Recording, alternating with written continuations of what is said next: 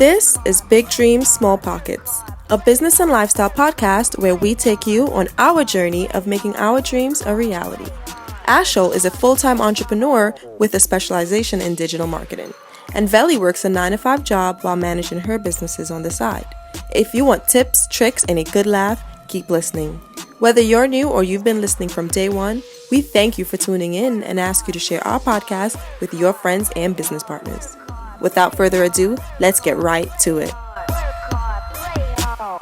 Hey guys, it's Ashhole here. And it's Belly. And welcome to another episode of Big Dreams, Small Pockets. We have guests for you guys, 2 of them in fact. We're so excited about it. Would you guys like to introduce yourselves? Who's first? Actually, oldest first.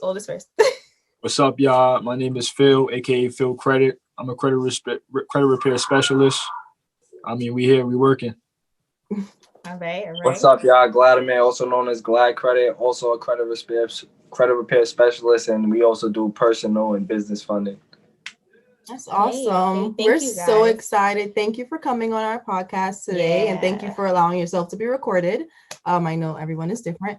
And you want to get into the first question? Oh, before the first question, let's introduce the topic. We are going to discuss credit, of course, because of the credit repair, but not just any credit, business and also personal credit. So this is a little something for everybody. Mm-hmm. We all need credit as adults. As soon as you turn 18, nobody tells you anything. Before 18, to be honest. Before 18, nobody tells you a thing. So you guys are going to learn a little bit of tips and tricks, and we're going to set up some scenarios for these gentlemen to help us out.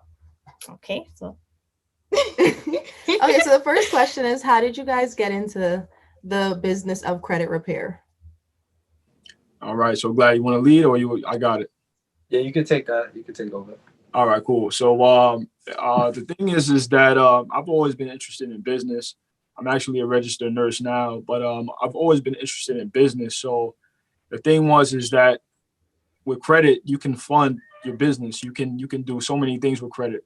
So when I was starting, businesses, from younger, even like from buying sneakers to trying to flip sneakers and stuff like that, it was always the capital, not having that capital. So it led me to discover, the power of credit, the type of capital that you can basically get with credit. So that's what really led me into just exploring credit and realizing what you could do with it. And when I was younger, I had messed up my credit. I just destroyed it because I didn't really know. When your parents tell you this, don't open credit cards, or they tell you stuff, but because they don't really know any better either.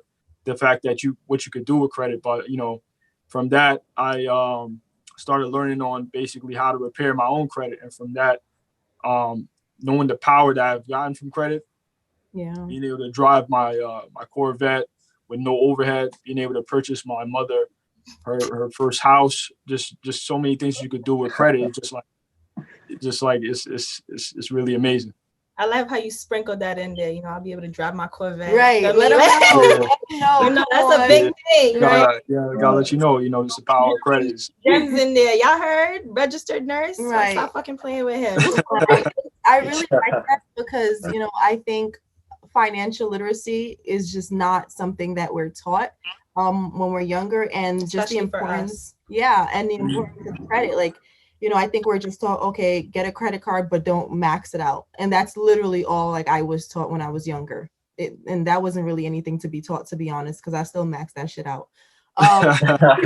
We all did. Yeah, I started my little Discover 500. I said, me? College?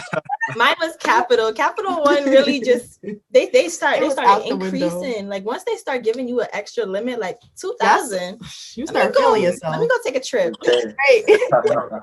Everybody's boots. Right. But yeah. No. So would you guys say that you started your credit repair with yourselves first and then worked your way into a business? Or how did that business really come up?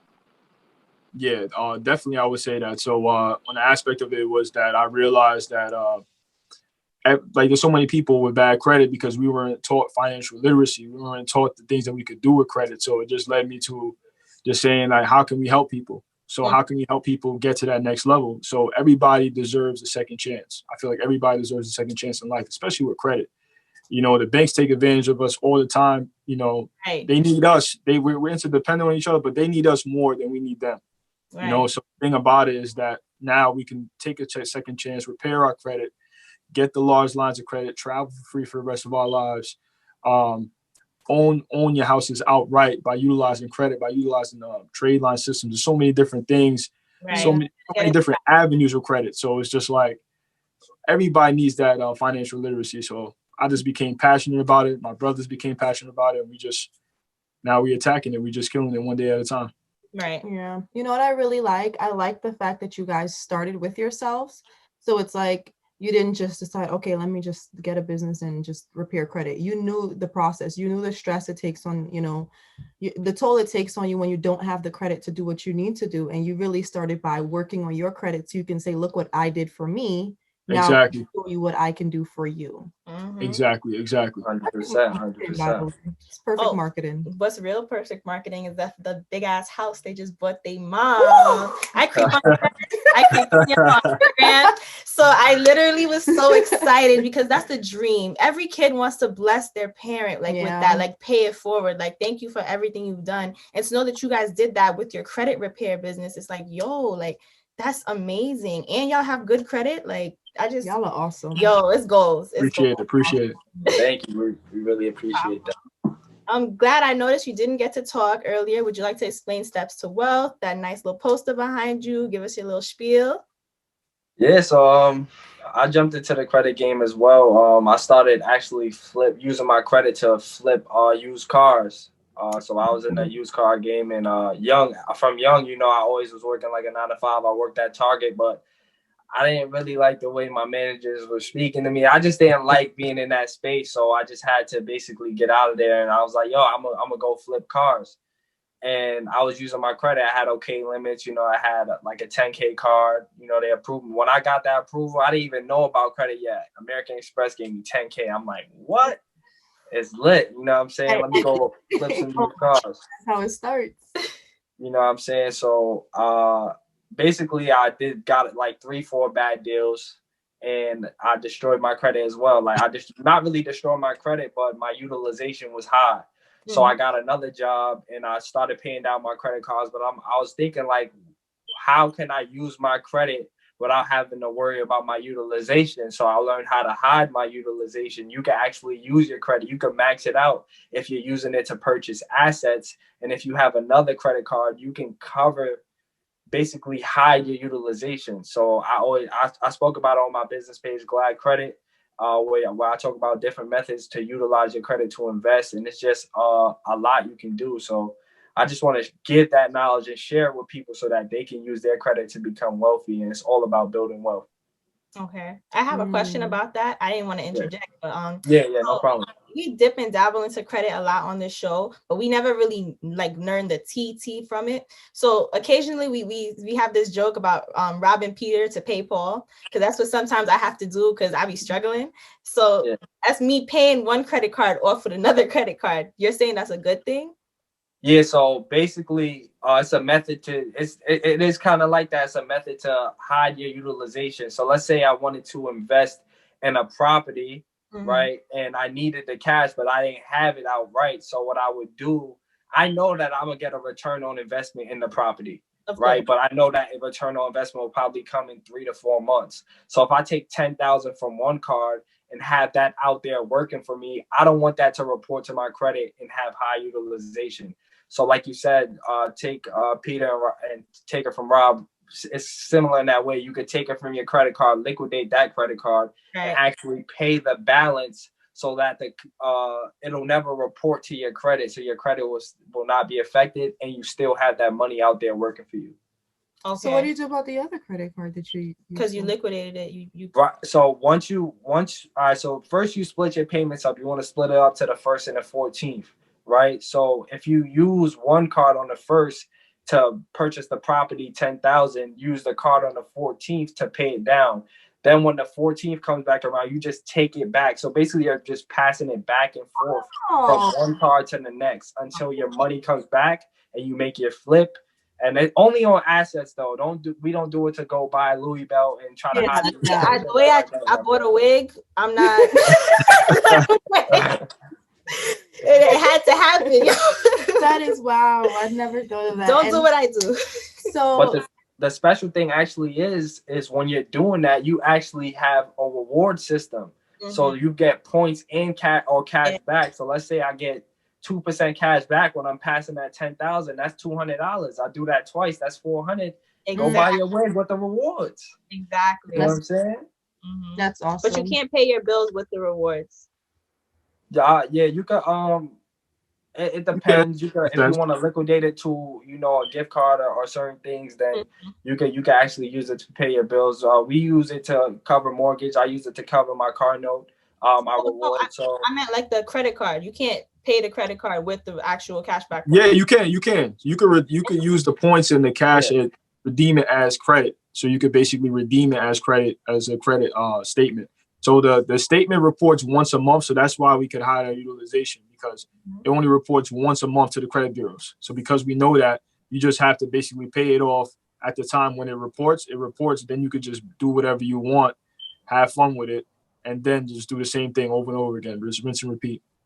Wow. I feel like we're now, scratching the surface, and I've learned so much. I feel like I should be writing this. Thank God we recording this. Yeah, I'm gonna go back over and take a lot of notes. Oh my God. And for the listeners who do not have, as much education or knowledge on credit, and myself, I'm going to be asking you guys, even terms that sounds very simple to you guys, I'm going to ask you guys to kind of explain it a little bit more, just so that whoever is listening, and like I said, myself as well, we can get the full understanding, because I don't want to sit here and be like, yeah, this makes sense, right, but don't know what I'm talking about. Yeah, definitely. So yeah.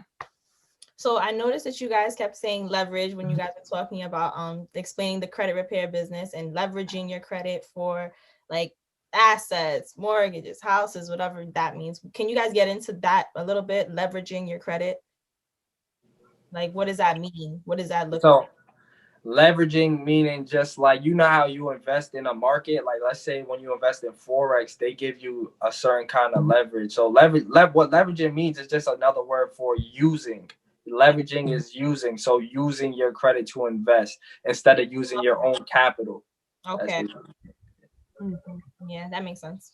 Basically, if you're buying a company car, put it on the credit card, a company credit card. Very smart. And you do get the % back. Yeah. So now you're getting cash out of that purchase. That's amazing. Do you want to start with the personal and then get into the business? Yeah, we could do that first. Okay. So for personal people that are trying to build their personal credit, like let's say it's like a student to actual adult who has terrible credit and ruined it, like, as a lot of Americans do, what kind of advice would you offer them? Well, so the first advice is that you could do it yourself. All right. If you have the time, you could definitely repair your own credit. I actually have a do-it-yourself credit repair ebook. The link is on my page on Phil Credit. So you could definitely get in tune if you want to repair your own credit. But if you don't have the time to, then you could definitely go to a specialist. It doesn't have to even be me. It could be somebody else. We want you. Oh, yeah. I appreciate it. Yeah, of course. But yeah, so that's really what it is. You want to repair your credit. If you want to build it, there's several accounts. So like there's something called Rent Reporters, where you could report your rent payments and stuff like that. So even if you're not renting, even if you're living at home with your parents or something like that, you could still basically, they could put you down as if you're renting, and you could just backdate that. So meaning that, let's say if you've been living in the house, all your life, right? So from 18 on, you could basically say that you've been living there, you've been paying rent from 18 on. So let's say if it's like 5 years, let's say you're 23, so I'll be 5 years. You could basically report that payment history on your credit report, so that can help boost your score. So there's a bunch of things. About that, yeah. There's a bunch of accounts. There's Self Lender. That's another account that you could basically it's a installment loan that basically reports positive history. Every payment that you make to the loan, it reports that to your payment history, and then at the end they'll mail you a check So let's say if it's you picked $500 for the amount, every month you'll be paying $49, and at the end of the term, they'll send you a check for that money that you paid. Damn. Wow. Yeah. For any of the listeners that's like Wow. overwhelmed right now, just run that back. Just go, Literally. just I'll run it back. Yeah, sure. Yeah. So Wow. self it's called self.inc. So it's I'm a loan. It's a secured loan. So it's basically yeah. let's say you pick the amount. So you go to the website and you pick an amount. So it's no credit check. So they're not gonna run your credit or none of that stuff. So it's basically a credit builder loan. So what happens is that what you're gonna do is that you're gonna pick a loan amount, whatever loan amount that you want. So let's say 500, and you're gonna make monthly payments until you reach 500. When you Right. reach 500, they're going to mail you a check. So how they basically make their money, they charge a small interest rate on it, but you get those positive payments reporting to your credit, and then now they send you that check at the end of the term. So if the term is 2 years, they'll send you a check at the end of that 2-year term. Okay. So I have a question. I know a lot of people like myself who are in the space where they're ready to like move out or, really like buy property, buy a home or just what would you recommend? So for someone who knows absolutely nothing, they've been, regular one, two, maybe credit cards, paying it off regularly, but that's really all. Let's say, what's an average credit rate? 650. Yeah. Okay. Let's say 650. We hitting them with the scenarios already. Sorry. Like I was, Yeah. I just really want to get it out. Yeah. Where would you like recommend them to start? Because I feel like a lot of times you find out about the importance of credit when you are declined for a loan. You're trying to get a place, so you're trying to make certain big purchases, and you're just like, oh wait, am I doing this wrong? So before we even get that, your loan has been declined. Where would you recommend someone to start? They want to move out. What would you say? Yeah, so just to piggyback off what Phil was saying, you want to build out your report. It's not all about the score, right? There's people with just 3 student loans and you have 1 credit card and you could really have like a 730. Yeah. Just because the scoring model will give you a score 730, but you will have no weight to your score. So what I would tell someone is actually if you only have 3 credit cards on your report and you want to go and get a home, add the rent reporters, right? Add the rental karma. There's actually 2, right? So if you add those to your report, they'll see that history. And also add in the other installment loans. It's always about diversity. You want to diversify your credit report. So you have installment accounts and you have revolving accounts, which will be your credit cards. The installment accounts will be like your auto loan, your mortgage, student loans. Even student loans help me because having those student loans reporting on my credit, it actually gave me a kind of a boost because really they have some type of optimal credit report where you want to have like 10 plus accounts, 4 plus years credit age, less than 10% utilization, and things like that, where you want to build your profile out. And it's easy to really build it out because you could add, you could become an authorized user. So what an authorized user is actually you're getting someone's credit history on your report that's going to benefit you. So if you have someone with 15 years of credit history in your family and you ask them to add you as an authorized user, they would do it because you can't affect their credit, right? You can't affect their credit, but it's important to know that they can affect you. So they must keep their utilization low, and you got to make sure they have 100% payment history. But if you add all that, the accounts and the authorized user, right before you go and apply for that loan or that, whatever you want to do, you See, and I think it's also important that parents know that too. Like you can make your kids authorized users. I think it's very important that our community does because nobody knows you can start building credit from mad young. Yeah. It can be your little sister, your little brother. I put my mom as an authorized user when I was younger to help build her credit up. Now I'm terrible, but she has long since left me, but it helped her at first to help build her credit. So that's a really good tip is the authorized using. I have a question. How do you guys feel about what are those cards called where you put your own money in it? Secure credit cards? Mm-hmm. you guys, is that like okay for people to get when you're just I don't know. Phil is looking nuts. I'm glad you got it or I got it. Yeah, you could go ahead, bro. Okay, yeah. So I mean, secured credit cards, they're cool. I wouldn't recommend them because there's so many different products that you can utilize to build out your credit report. Because if to me, I don't want a credit card unless it has at least a 10K limit on it. You know, I don't want to waste having a credit card with a 200 or even a 500 credit limit. The upside to secure credit cards is that you can establish a relationship with the banks, but there's so many different products that you can utilize to build out your credit profile. So that way you don't have to get a secured credit card. And sometimes secured credit cards put unnecessary hard inquiries on your credit report when you could apply for a self lender. Credit Strong, that's another secured loan. Creditstrong.com. They actually allow you 2 installment secured loans. And you could add those accounts to your credit over that secure credit card because it's going to do this. It's going to, if not actually benefit you more because loans hold more weight than a secured credit card. Right. Okay. Yeah, just to piggyback off what Phil was saying, a lot of these companies, these credit companies, they have rules on how many credit cards you can have. So let's say Chase has the 524 rule. Once you put that secured credit card on there, that adds 1 card. So you're actually limiting yourself in a sense, and you don't want to do that, so it's better to go with the secure loans in those different accounts that aren't going to hinder your chances of getting funding and getting those large lines of credit that can actually be utilized to invest in to make extra capital. Okay. Yeah, so the piggyback off of Glad, the 524 rule is basically you can't open more than 5 credit card accounts. That's for Chase in 24 months. So if you have 5 credit cards, Chase has some a great reward system, some amazing credit cards. So you wouldn't want it to take you out of Chase if you have 5 credit cards. If you have 5 credit cards in the last 2 years, Chase won't allow you to get any of their credit cards. Okay. Business loans, business credit, business loans. We are 2 young ladies with LLCs. Let's say we just need to start this business credit thing up. Yeah. I know a tiny bit about like trade lines and buying into stuff like that, but I would like to hear a lot more about it. How would 2 people who just started a business go about getting their business credit going? Yeah, you got it?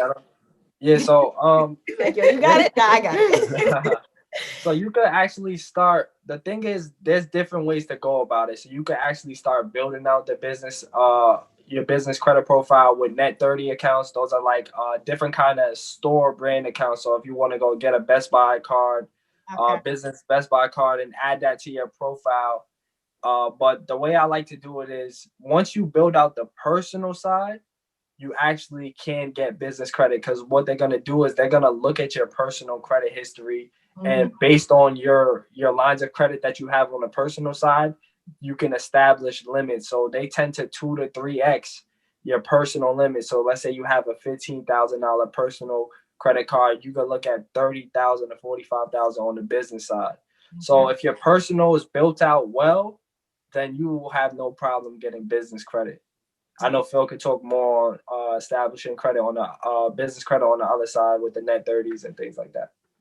Yeah, so with the thing with the net 30s is that it is great. That's really more so. So there's 2 types of business credit. So it's PG as a personal guarantor and non-PG, non-personal guarantor. So the thing about it is that when you want to build out the business credit, like the net 30s that Vlad was talking about, that's really to get non-PG credit. So non-PG credit means that let's say if your business ended up going bankrupt, it will not the credit won't fall on you personally; it'll fall on your business. So that debt will go to your business. The downside to non-PG is just that they don't give as high of limits as if you do PG. So if you do PG, they'll give you larger lines of credit.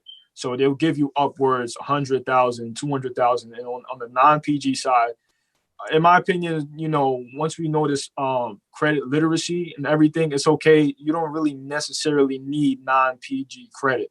But on the aspect of building out that credit, you can't go about building it out, but I really think more so it's more important to really focus on the PG side of things. Basically, so PG just basically guaranteeing, they just want to have a guarantee that if anything happens, it falls on you personally, on the aspect of the business credit. But the good thing about business credit is that it doesn't report to your personal credit report. So Right. you can max out the lines. You could do, whatever you want to do to utilize to invest in your business. And a lot of these credit cards, they come with 0% interest for 12 to 18 months. So if Right. you want to invest in real estate, things of that nature, you can, you could get, you can have a good time with it. Okay, so the PG personal guarantor, that's basically like me using my credit score and credit history as a strength for the business credit. Like that's what they would need. Yeah. Get it? Okay. Yes, correct. Yes. Clarify that. Mm-hmm. So when would you recommend someone to use the non-PG? Like when you have a client, when would you say, all right, okay, maybe we can, Non-guarantor. yeah, but like Yeah. what would their situation be that you would say, okay, maybe not a PG for you? If Is there they're- ever a time? Nah, it doesn't really work like that in a sense. To actually get the non-PG credit, you have to have established business and you have to have proof of income, like proof of large income. They're not gonna non-PG you if they don't believe that you can handle those lines. So it's not really using PG and not using non-PG. It's all about can you even get that non-PG where your business is at right now, Right. Yeah, you have to make millions to really get non-PG. Mm-hmm. See, this is what you got to tell us. You got to let us know, because I'm sitting here like, damn, like if something happens, I don't want this to fall on my personal. Not that I don't believe myself, but you got to let me know that I can't even get the non-PG. So I believe that. Like that's not for me right now. It's not even the step I'm here to small take. Pockets. Right. That's I believe that everybody can get to a level where they can get non-PG, especially on the aspect of business. When your business grows, you can get to that point. Right. But I agree. But I'm starting with the PG. That's where I start. Definitely. Perfect. Just wanted to clarify that because I was a little lost. Right. As you can see, I'm the less knowledgeable one of this. So I'm generally sitting here like thinking about all the things I'm doing and what I need to do. First of all, don't play with me. Don't play with me. You hear like, right? Yeah, you mean that? Oh, okay. No, we both learned I'm here like I still got my question for y'all for the trade lines though, but we both learned it. Okay. You gonna go? You have another question? The trade lines. Okay. Yeah, so I've heard that you can purchase into trade lines to also build your business credit, like you guys said with the net 30. I think it's similar to that. Is it? Yeah. So trade lines are basically anything that reports to your credit. So those net 30s, they are primary trade lines. Primary. So to answer your question, yeah, it's the same thing. Okay. You just making sure. All right. So I'm gonna throw myself in there. I recently got my LLC and got my business card. And now I'm on this side where I'm like, okay, I need to start building up my business credit because I actually do want to step into real estate, more so event spaces. But I don't necessarily know the route to take with that. And if you guys can throw a little advice my way, appreciate it. Okay, go ahead, bro. Yeah, you got it, bro. So how's your personal? How's your personal credit? My personal credit is actually pretty decent. My only thing that really holds me back is actually my student loans. I just have so much student loans, and because I'm in grad school, it's just accumulating and getting higher. Deferred? It's deferred, but not when they need a loan or certain things. Like it's still there. It's deferred. So I don't have to pay it, but it's still there. Okay. Yeah, no. As if they're in positive standing, it's not really going to negatively affect your credit score. So I have student loans as well, but I still have, 750 plus because my student loans are in high standing. Are in positive standing. Like I'm not making payments on them yet. You know what I'm saying? So, in terms of that, they won't affect you negatively. What affects you is missing payments, any collections, charge-offs, and things of that sort. So if your score, if you want to get your score really into the 700s and you don't have none of that, it's probably your credit age that you have to increase. So you have to probably become an authorized user. I always recommend becoming an authorized user before actually applying for, personal or business lines of credit, because it actually just gives you that extra strength to when applying for cards, and also increasing the income. If you feel like your debt to income ratio is a little off, you increase the income. So sorry to cut you off. And we got less than a minute left. We're going to reconvene in the next video. Okay, you said that how the income, it also affects your income. No, he Got said it. debt to income ratio. We got to get all of this. Hold on a second. We'll be right back. Take notes, guys. We'll be right back.